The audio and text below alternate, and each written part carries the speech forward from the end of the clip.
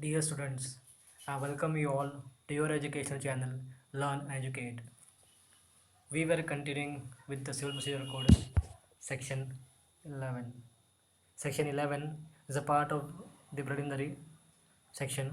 Section 11 relates to res judicata. No court shall try any suit or issue in which the matter directly and substantially in issue has been directly and substantially in issue in a formal suit between the same parties or between the parties under whom they or any of them claim litigating under the same title in a court competent to try such subsequent suit or the suit in which such issue has been subsequently raised and has been heard and finally decided by such court. The res judicata means that any court who has tried any suit or issue in the matter which is directly and substantially an issue which has been in a formal suit, directly and substantially an issue in a formal suit.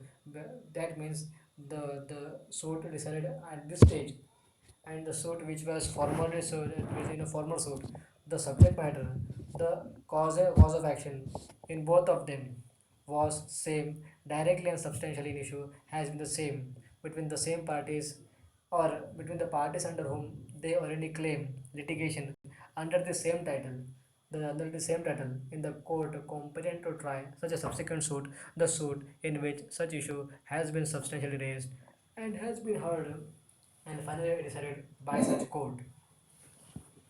Thus, res sub judicata decides upon the suit filing of the case related to which the case was formerly in issue, and the parties between the court are same litigation, and then the competent court to try the subsequent suits or the suit in issue. Such issue has been subsequently raised and has been heard and finally decided by such competent court. Explanations to section 11 res judicata. The expression formal suit shall denote a suit which has been decided prior to a suit in question, whether or not it was decided prior thereto. The expression former case, former suit, which means a case which has been decided prior to the suit in question, whether or not it was inserted prior, whether the institution of case is not the point. The real point is that it was decided prior. Explanation 2. For the purpose of these sections, the competence of a court shall be determined irrespective of any provisions as to the right of appeal from the decision of such courts. The competence of a court, the competence of a court shall be determined irrespective of any provisions as to the right of appeal from the decision of such court.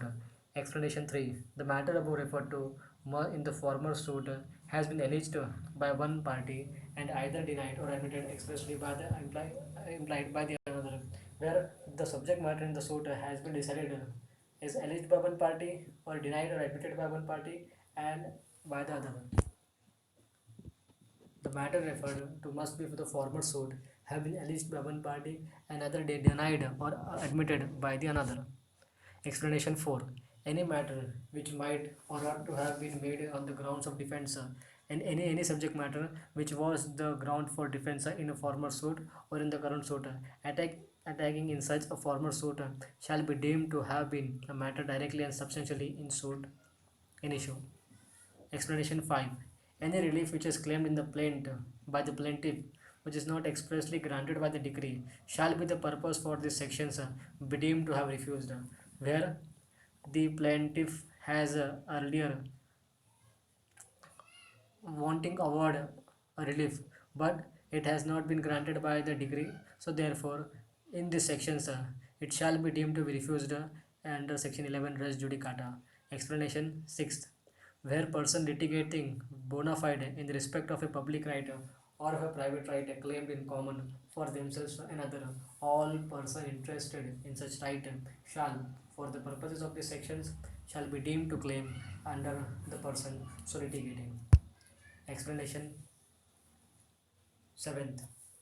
The provision of these sections shall apply to proceeding for the execution of a decree, and reference to these sections to any suit issue or a former suit shall be constructed as a reference respectively to a proceeding for the execution of the decree question arising in such proceedings and former suit.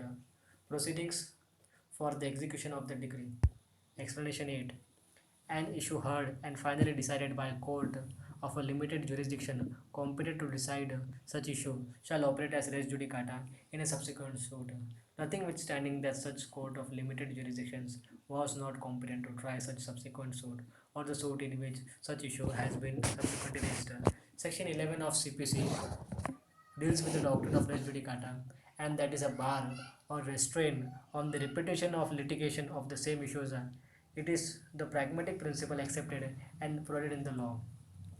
The doctrine of res judicata works on the principle that no one shall be twice punished about the same cause of actions. It prevails over the doctrine of lis pendis, where there is a conflict between the two. It prevents two different decrees on the same subject. Section 11 says that once arrest is judicata, it shall not be adjourned again. The principle applies to suits in Section 11 of the Code, but even where Section 11 does not apply, the principle of res judicata has been applied by courts for the purpose of giving finality to litigation. The application of the principles of res judicata embodied in the Section 11 are in the matter directly and substantially in issue in a former suit shall also be directly and substantially in issue in the latter suit.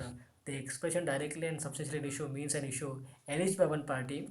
The issue is be alleged by one party and denied or admitted expressly or implications by the another. Therefore, the former suit has been decided.